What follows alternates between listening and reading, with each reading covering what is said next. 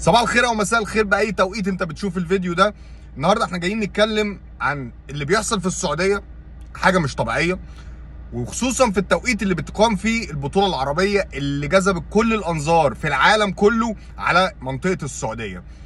بعد اللي احنا شفنا السنه اللي فاتت وان قدوم كريستيانو رونالدو لفريق النصر، واحنا قلنا كله بيجري ورا الفلوس والكلام من ده، طلع ان ده عامل زي غزوه لمنطقه السعوديه باللعيبه الاوروبيه. يعني كفايه اللي انا اقول لكم ان كام لعيب راح لحد دلوقتي. ثانيه واحده بس، انهم كتير جدا، هم كتروا جدا، فانا مش قادر ان انا احفظهم. يعني نبتدي بنادي الهلال السعودي. الهلال السعودي جاب مين؟ روبن نيفيز، ميلينكوفيتش سافيتش، مالكوم، كوليبالي، وكان عايز مبابي بمليار يورو، يورو، بس لولا ان هو عايز يروح ريال مدريد فمش هيقدر يجي. وعايز ماركو فيراتي بردك ب 60 مليون. فيعني هو كفايه الناس اللي راحت، كفايه الاربعه اللي راحوا. طيب تيجي عند نادي الهلال. نادي الهلال جاب مين؟ جاب بنزيما، وجاب جوتا، وجاب كانتي، وجاب فابينيو. طيب ماشي. طب نيجي عند نادي النصر بعد كريستيانو رونالدو، جاب مين؟ جاب فوفانا، وجايب اليكس تيليس اللي معرفش اصلا هم جابوه ليه يعني بالمناسبه، بس هو تقريبا زي ما يكون اي حد محترف تعالى، وساديو ماني. وفي بقى كلام تاني بقى على شويه لعيبه تانيه. يعني ايه، احنا لسه قدامنا بتاع 3 اسابيع او اقل من شهر على اغلاق سوق الانتقالات. طيب نيجي عند مين تاني بقى فاضل؟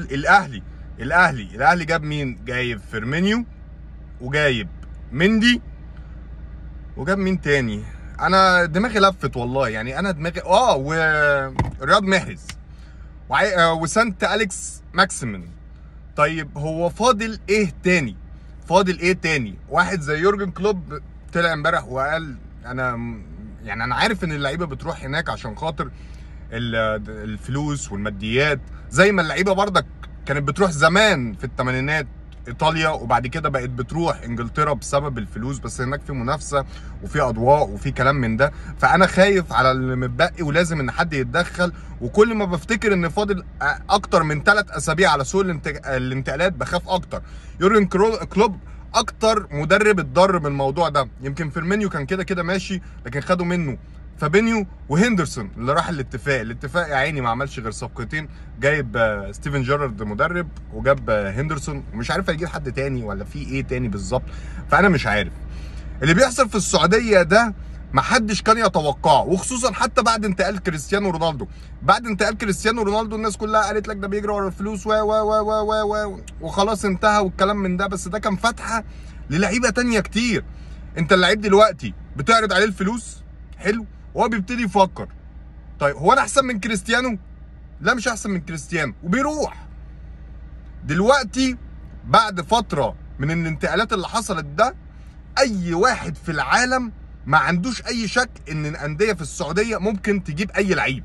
خلاص اي لعيب انت ممكن تصحى من النوم تلاقيه بيعلن ان هو في الاتحاد او في الهلال او في الاهلي، وخصوصا الهلال هيعمل صفقتين او صفقه قنبله، لان هو لحد دلوقتي اقل فريق صرف في الانتقالات اللي فاتت دي. يمكن الاتحاد صرف كتير هو والاهلي والنصر، لكن الهلال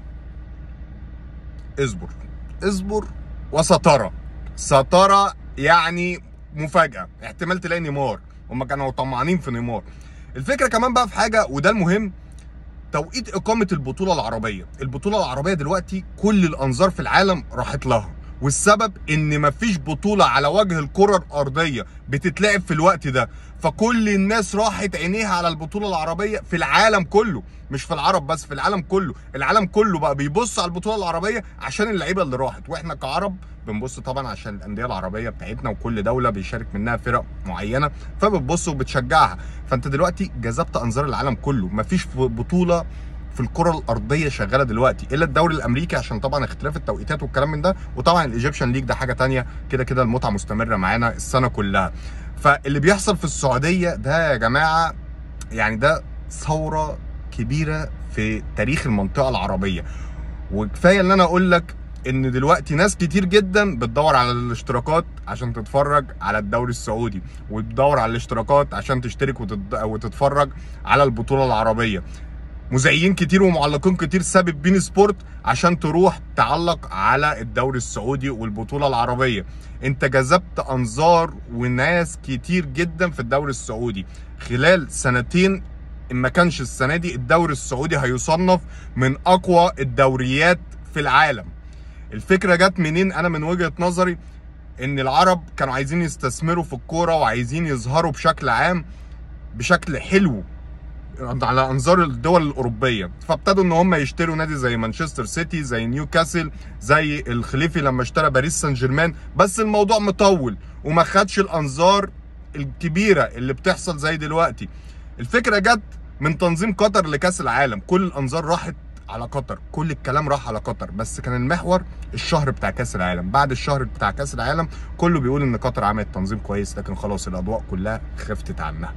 السعوديه اللي بتعمله ده بتجيب الانظار عليها على مدار السنه كلها. الناس كلها عايزه تتفرج على كريستيانو، عايزه تشوف بنزيما. انت بقى عندك لعيبه هتتصنف في احسن لاعب في العالم السنه دي. بنزيما احسن لاعب السنه اللي فاتت، اكيد هيصنف السنه دي. كريستيانو رونالدو مستحيل يخرج بره التصنيف. ساديو ماني بردك هيكون داخل التصنيف. مندي كان احسن حارس في اوروبا السنه اللي فاتت واكيد هيخش جوه التصنيف. انت بقى عندك لعيبه مصنفه على مستوى العالم ان هي من احسن اللعيبه في مراكزها، فانت مستحيل ان انت تقول للناس ما تتفرجوش عليهم. غصب عن اي حد هيروح ويتفرج عليه. اللي بيحصل في السعوديه ده نقله كبيره جدا في المنطقه العربيه وخصوصا لدوله السعوديه. اتوقع ان السعوديه هتكون في مركز عالي جدا وفي مفاجآت كبيره جدا، وخصوصا البطولة العربية دي اثبتت ان انا مش بعمل بطولة عشان ادي الناس فلوس كتير قوي وخلاص. لا لا لا، انت لو جيت قلت لك السنة اللي فاتت مين اللي خد البطولة العربية انت مش تفتكر.